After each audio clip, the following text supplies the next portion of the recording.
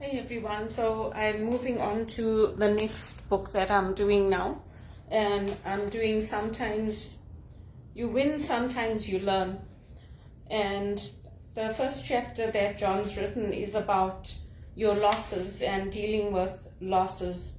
So losses can cause us to become emotionally stuck, and also they can cause us to become emotionally defeated. But it depends on how you look at it and also who you have around you. So when I went through my process of job hunting and looking for work, and nobody would help me, and nobody would believe that I told the truth, including the employment agencies, my friends stuck by me. Josie is a good friend of mine, and when I told her about how rude the agencies were saying, we'll place you on the market, and their senior directors defending them, even after the recruiter apologized, the senior directors at these employment agencies would contact me to so-called educate me that it's a common term. And Josie was like, they know they're being rude.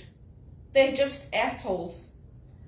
So, it's very, and she's Canadian. She's not a migrant. She didn't come here to this country like me. And they've treated me very badly. They've hurt me over and over and over. And it's not nice. Like they tell me, you're too formal on the calls, you're too this, you're too that. So, I don't like the person I am now. We grew up in Africa to be poised, to be confident, to dress well, to take pride in our appearance. We're not like the Indians. We didn't grow up like them, but that's how I've become. I've become like them because of all the coaching I had. Don't speak like that, Belinda. Lower your voice. Speak softly. And my uncles did the same thing to me. I don't keep in touch with my Uncle Marcus and Auntie Delise anymore, and Uncle Louis and Auntie Julie, because when I'm myself, they ask me, who do you think you're talking to? Is that the way to talk? I'm like, why did I even bother coming to this country? Because it's clearly not working out. I've had to change completely who I am just to get a minimum wage job. And it's not that I didn't do a good job when I worked in banking, when I worked in finance, when I worked in all these contracts. I did a good job, but they didn't like me. They didn't like my personality. They didn't like my approach. They didn't like that I was formal. They basically didn't like me. And my mother also told me, she said, they don't like you. I said, so what do you mean they don't like me? She said, I'm telling you, they don't like you. They like me because they like how I am. I said to her, but I do a good job. She said, I know you do a good job, but they don't like you. They don't like your personality. They don't like how you approach things. And the family also don't like you. So I said to her, well then, why didn't they let me go back to England? They should have let me go back to England. People in England like me. They like me for who I am. Not this docile, oh, I'm so sorry. Why did that happen? Like even the way I talk now, I don't like the person I've become. I just don't like it. And the church helped. The church helped the family to put all those calls through to change me. It's ridiculous. They say, oh, bring your whole self to work. Be yourself. Everyone else is taken. But they're rude to you on the phones. If you're friendly, you're too friendly. If you dress how you like, oh, your clothes are too fitting. Or your clothes are too old. Or your clothes are outdated. Or they didn't like your trousers that you wore to the interview. You think my sister cares? My sister doesn't give a shit. She's had the support of her husband and her sister-in-law and the community and the people around her. She doesn't care. So I really, I'm reading all these books and doing all this because I have to do it. And even when you talk to the agencies, they say, oh, we'll see what we can do for her. I'm like, you should just let me go back to England. It would solve all your problems. Transfer me. People in England like me. They like a woman who's confident. They like a woman who knows how to speak, who knows how to approach different situations, who knows how to be with the cardinals as well as the priests, who knows how to be with the cleaners as well as the administrators. They like it. They don't want somebody who's docile, who if you get sworn at and shouted at, will just say, I'm so sorry, let me empathize, let me see how I can relate to you. It's a completely different culture here. So even today, they were talking about how it's an employees market and people can basically move jobs and change jobs. That's not the case. Their theory does not match up to what people are experiencing on the ground. It's completely different. I don't know where all these bankers and all that get their information from. The only one who is getting it right is Jamie Dimon. He's the only one. Because he says they're calling for a soft landing, but the reality is different. He's the only one that's telling the truth. So even the way I sound now, I listen to myself and I'm like, you sound like Anita. You don't even sound like yourself. But they changed me. They coordinated it with my uncle in California. I tried to call him so many times, he's not returning my calls. And neither is my uncle in Prospect and my aunt. When I tell them what's happening, they say, Belinda, we don't want to get involved. So they made all the arrangements to have me committed. Now they're saying they don't want to get involved. So it hurt my mom. My mom knows I don't like it. When people used to come here, they in front of me, they're asking my mom, why does she want to go to England, Auntie Bridget? I'm like, am I 5 years old? I'm standing right here. Why are you asking my mother? Ask me. I'll tell you why I want to go to England. It's very humiliating to be treated like that. And because they were guests, I never said anything. Or they'll say, just because Uncle Marcus was a little too hard on her doesn't mean that she can behave like that. A little too hard. You don't even know what I've gone through. You didn't even take the time to get to know me as a person, as an individual, as a woman. You don't even know the skills I have. You don't know what I went through with my mom in Zimbabwe, but you're quick to judge. My sister did the same thing. I nearly died.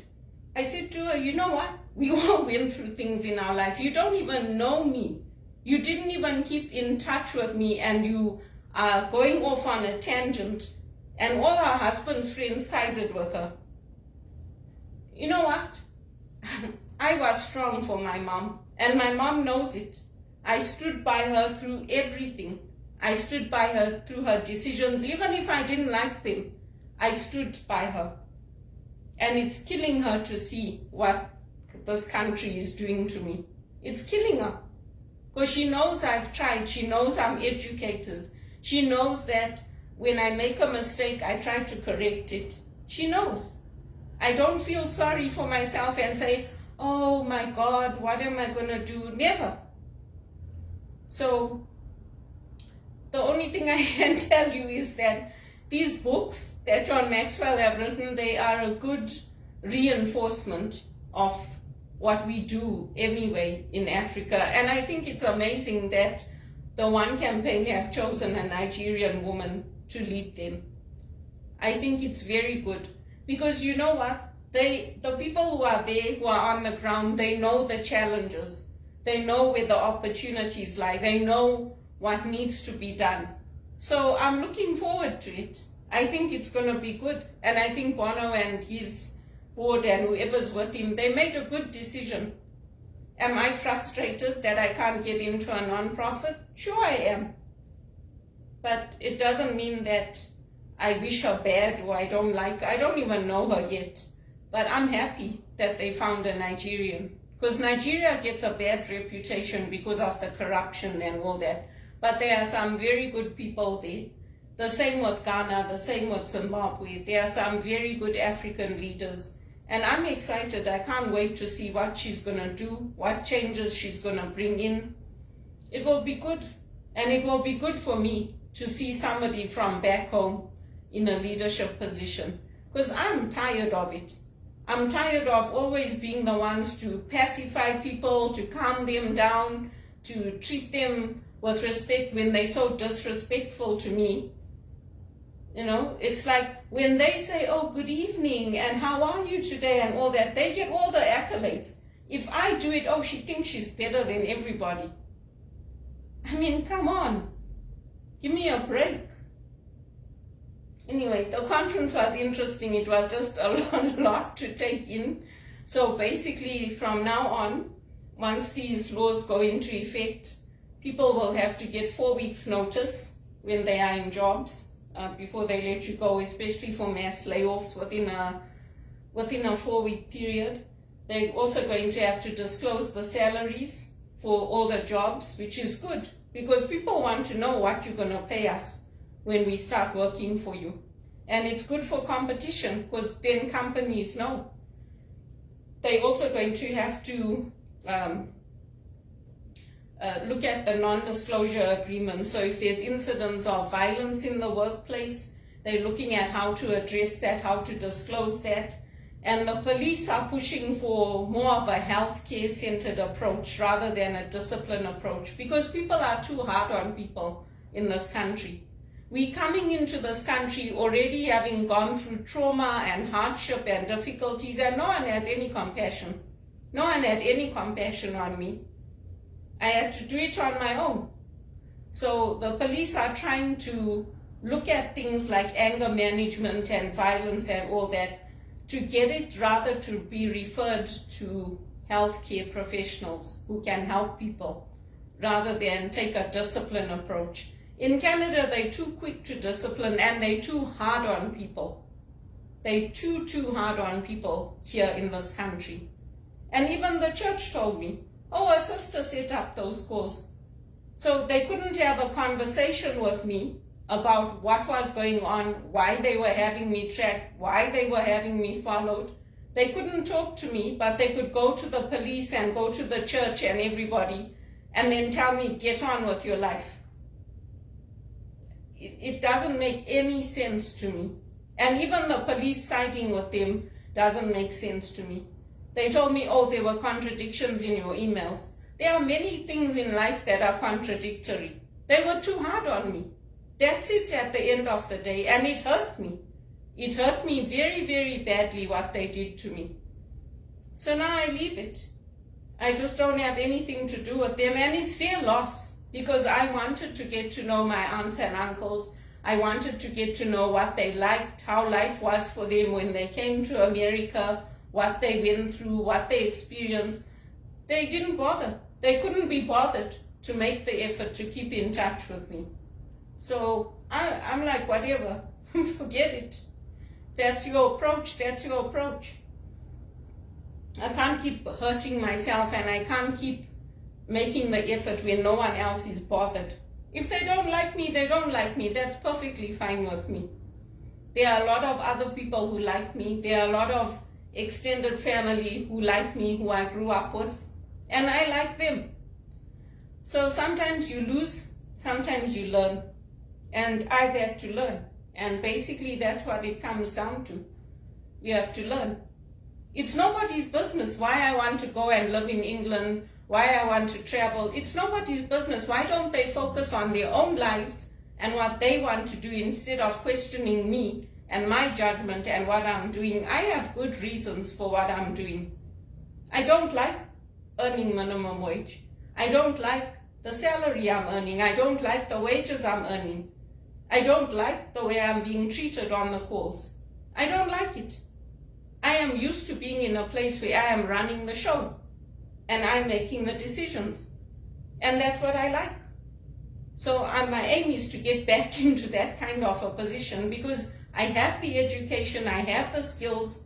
I didn't just come into Canada off the boat. I'm a graduate. I came into this country with 2 degrees, an honors in business economics and an honors degree in commerce, and a trained executive assistant. So they shouldn't treat me like I'm stupid, because I'm not. And they say, oh, if she wasn't so educated, we would think that. there's a lot of cultural differences that come into it. Today, some sheikh sent me a message on LinkedIn. I'm like, buddy, don't contact me. I don't care if you're Emirati or if you've got $1 million. You don't know what happens when I pray. So don't even bother. Those are not the things that are motivating me. Anyway, it was a good conference. I enjoyed it. I like to hear about what they're saying and what the reality is compared to what they are saying is happening. But we'll see how it goes. And I'm still reading I'm going to continue reading. And we can't get stuck in that mindset. It's very, very hard. If you've been through what we've been through, especially losing my dad young, it's very, very hard. And I don't expect people to understand. I don't expect them to be able to walk in my shoes. But at the same time, don't judge me. And don't think you know better than me. And don't think that when you say a little too hard on me, you don't know what I've gone through. You don't know whether that's destroying me. You don't know how it's affecting me. So please do not judge me. Live your own lives and judge your own lives. That's what I do with my life, and that's what I want other people to do. If you think I'm too formal, hang up the phone and get another agent. Speak to someone else. You think I'm too friendly, you don't like me? Speak to someone else. Hang up the phone. There's hundreds of us working there. No, you have to tell me. Oh my God, you're so friendly. And it's not even in a nice way. That's what happens to me. They don't like my approach. One time when I worked at CIBC, there was one of my managers there, his wife was going through cancer. And I did a good job. He was happy with me. One day, his wife was sick. He came in. I was taking down notes, and he called me, and he said, "We are firing you." I said, "Why?" He said, "I don't like your approach." I said, "Why? What did I do?" He said, "I just don't like you. So this is your last day. You must go." That's how people have treated me in Canada. He was Polish. I mean, don't you think it's sad? I think it's sad. That's how people have treated me. Anyway, sometimes you win, sometimes you learn. I'm just looking forward to seeing what's coming up next for me. And I'm applying to jobs in England. I'm applying to executive assistant roles, office manager roles. I'm applying to HR positions. Because even the people I worked with at TD, James Hayward, and some of the people I worked with at Credit Suisse, they told me if you were running it, things would be so much better. I said, well, they're not going to give me the leadership role, are they? The management job, are they? They said, yeah, but you're very good. I said, so? When you get to the director position, when you get to the position where you are able to hire me, then hire me. Then we can work together. Because this is not working. You guys are all saying she's good, but they are the ones making the decisions. So, and they all know each other at the top. They all help each other to get to where they are. I help so many people, once they get in their positions, they don't contact me back. I never hear from them again.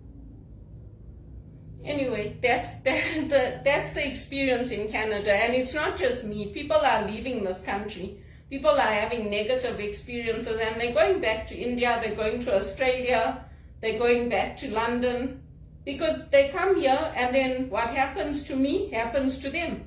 At the beginning, you might get a good job, then you go into contract, and then you land up in minimum wage. I mean, why would anybody want to come to Canada if that's how it's going to be? Why? They wouldn't. And all the kinds of jobs I'm interested in, like the global investigative journalist jobs, the AML, all the headquarters for all that are in America. So it's very hard. Even Wits took their stuff away from here because when they saw how badly I was being treated in this country, they're like, we're not doing this anymore. When I went to South Africa, I met with all the leadership at Wits. And they're like, we can't believe what they're doing to you. I said, well, they said, we're pulling it. It's enough. We're taking it to New York. and then we'll see down the line what happens. I met a lot of senior people from Wits University, people who set up projects here with Ryerson, with the Shomalung project, with business chambers, with mining indabas.